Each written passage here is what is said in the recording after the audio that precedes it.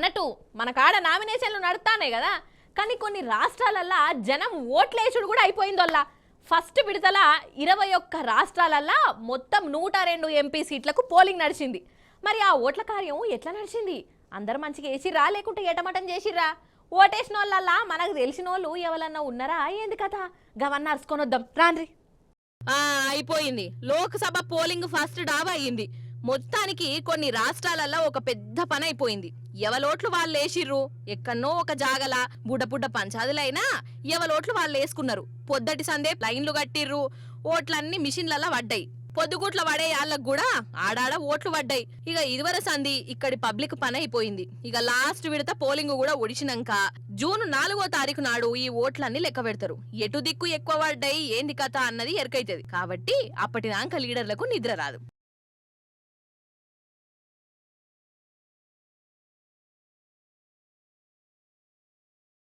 అన్నట్టు ఈ ఫస్ట్ విడతల మొత్తము 102 ఎంపీ సీట్లకు పోలింగ్ నడిచింది. అటు అరుణాచల్ ప్రదేశ్, సిక్కిం రాష్ట్రాల అసెంబ్లీ ఎలక్షన్లు కూడా శుక్రవారమే అయినాయి. ఇక మనాసొంటి సాదా సీదా జనాలు, పెద్ద సెలబ్రిటీలు వాళ్ళు వీళ్ళందరూ లైన్లలో నిలబడి ఓటేసిర్రు. అన్నట్టు మొన్ననే మెదడు ఆపరేషన్ చేయించుకొని నా దిమాకులో ఏం లేదని చెప్పిన సద్గురు జగ్గి వాసుదేవ స్వామి కోయంబత్తూర్లో ఓటేసిండు. ఇక రజనీకాంతం సారు మద్రాసులో ఓటేసి ఓటు అందరి బాధ్యత జిమ్మెదారి అని అనవట్టిండు. ఇక Kamal Haasan, actor Vijay, Tamil Nadu CM Stalin sir ఇక ఇట్లా అందరికి తెలిసినోళ్ళు ఫస్ట్ విడతల ఓటేసి ఇంకు సుక్కను చూయించిర్రు. మేము ఓటేసినాము మీరు కూడా వేయాలి అని అనుకుంటా. ఇక ప్రతిసారి పోలింగ్ అప్పుడే కొన్ని గమ్మతి ముచ్చట్లు కూడా అవుతుంటాయి కదా. పెళ్లి పీటల మీదకెళ్ళి లేచొచ్చి పెళ్లి బట్టల మీదనే ఓటేసేటోళ్ళు, అందేళ్లు దాటిన ముసలోళ్ళు నడుచుకుంటొచ్చి ఓటేసుడు. ఇగో ఇసొంటి ఈ తాప కూడా బాగానే కనబడ్డాయిల్లో.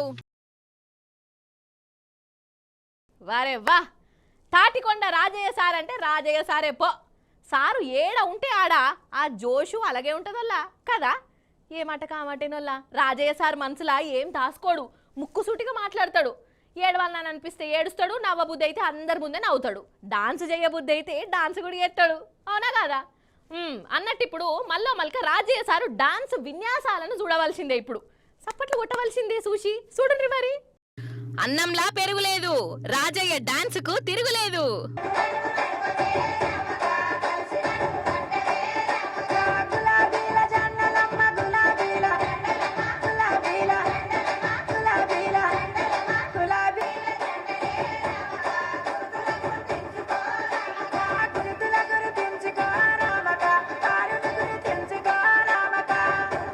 వరెవ్వా, అగో చూస్తుండ్రానల్లా మన బీఆర్ఎస్ రాజయ్య సారు జోషు ఏ తీరులో ఉన్నదో. మన గులాబీ పాటకు 3 మార్క్స్ స్టెప్పులేసిండు, స్టేజ్ అంతా దుమ్ము రేపిండు. అగ చూడవు సీటి కొట్టి ఎట్లా శంకాయిస్తుండో.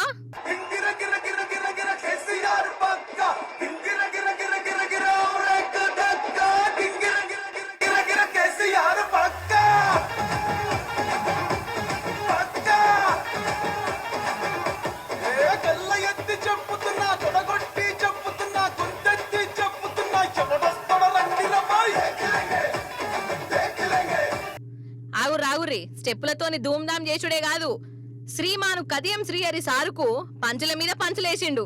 రాజయ్య సార్ ఇచ్చిన వార్నింగ్ కదియం శ్రీహరి సారు బరాబర్ ఇనాలే, ఇని తీరాలే. ఈనుండ్రి.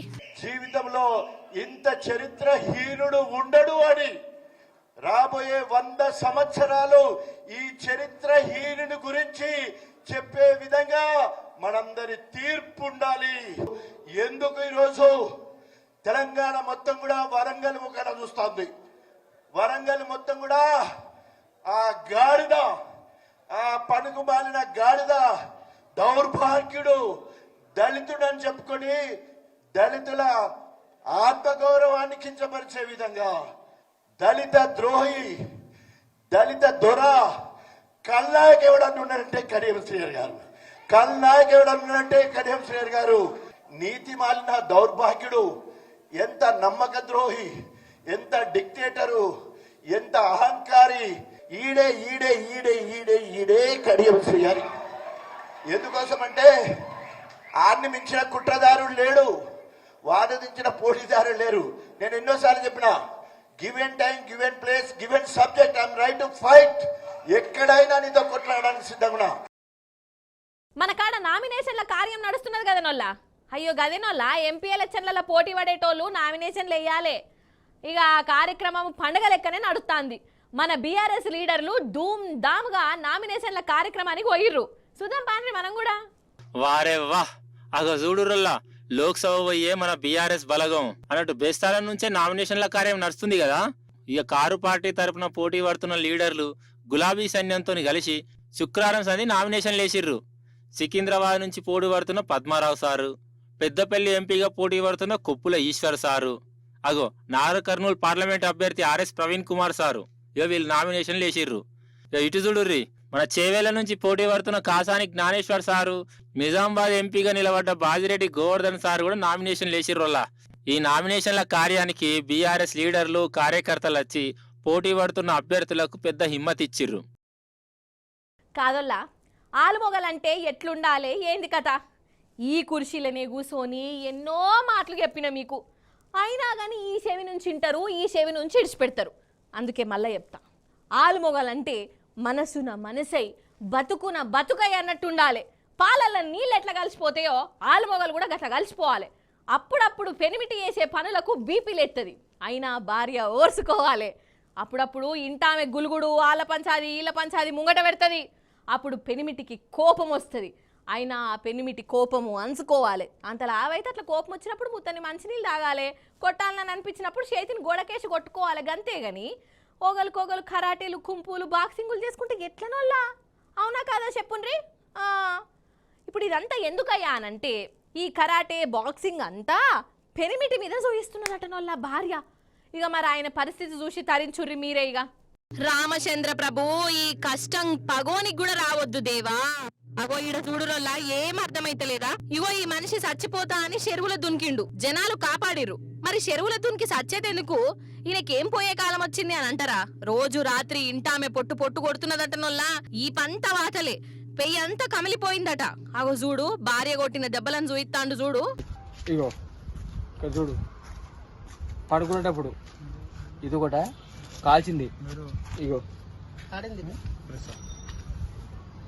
ఇగో ఇగో ఇగో ఇగో ఇగో అయ్యయ్యయ్యో ఎంత కష్టం వచ్చే.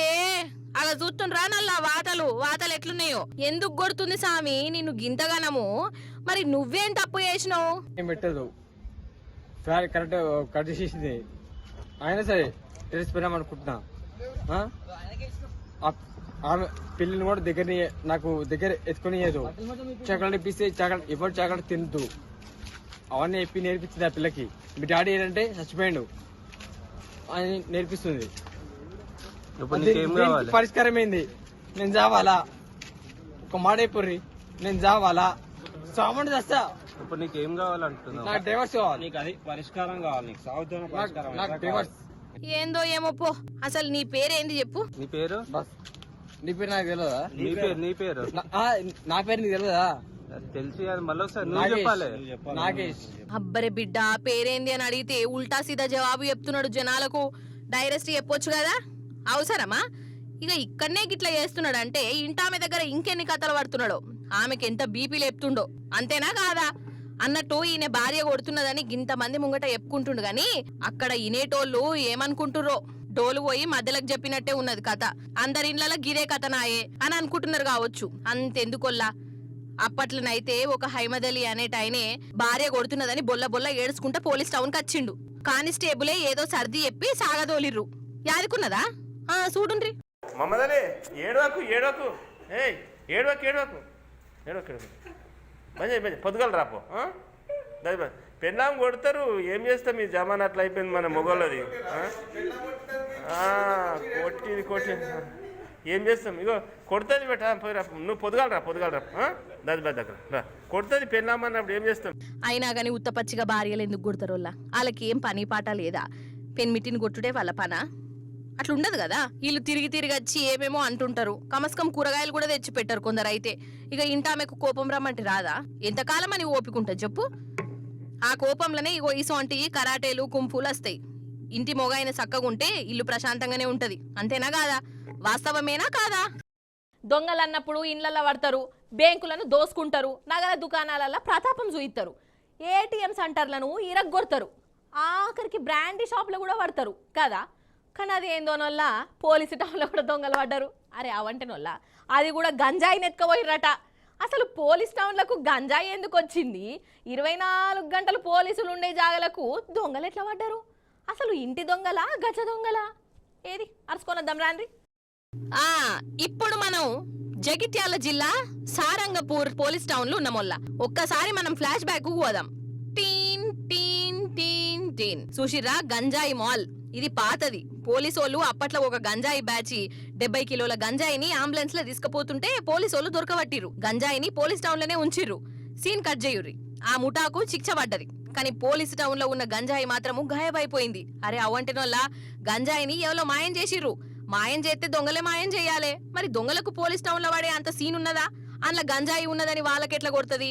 అంటే మరి ఇంటి దొంగల పన? గిదే అనుమానం కొట్టింది. ఇంటి దొంగలను ఈశ్వరుడన్న పట్టలేడని అంటారు కదా, అగో గిట్లనే నడుస్తాంది కథ. సరే పోలీస్ టౌన్ లోనే మాయమైంది కాబట్టి మాయమైతున్నా కళ్ళు మూసుకున్నారని 2 ఎస్ఐ సార్లు ఒక పెద్ద కానిస్టేబుల్ సార్ను సస్పెండ్ చేసిండు పెద్ద పోలీస్ సారు. సరే సస్పెండ్ చేసిరు, ఓకే. మరి ఇక్కడ గంజాయి దొంగలు ఎవరు కావచ్చు? అంటే పోలీస్ స్టేషన్ లోనే గంజాయి బ్యాచ్ ఉన్నదా? ఏందో ఏమో పాటు. మొత్తానికి కంచనే శేనుమేషుడు అంటే గిదే కావచ్చు అని అంటున్నారు సారంగపూరోళ్ళు. ఇవన్నట్టోళ్ళ ఇయాలటి ముచ్చట్లు. మళ్ళీ రేపు వస్తుంది కదా మీ మల్లీశ్వరి. అప్పుడు వచ్చేటప్పుడు ఇంకిన్ని ముచ్చట్లతో కలుస్తుంది. అప్పటిదాకా మీరైతే చూస్తూనే ఉండు టీ న్యూస్. నేను ఉంటా మరి. నమస్తే, టాటా.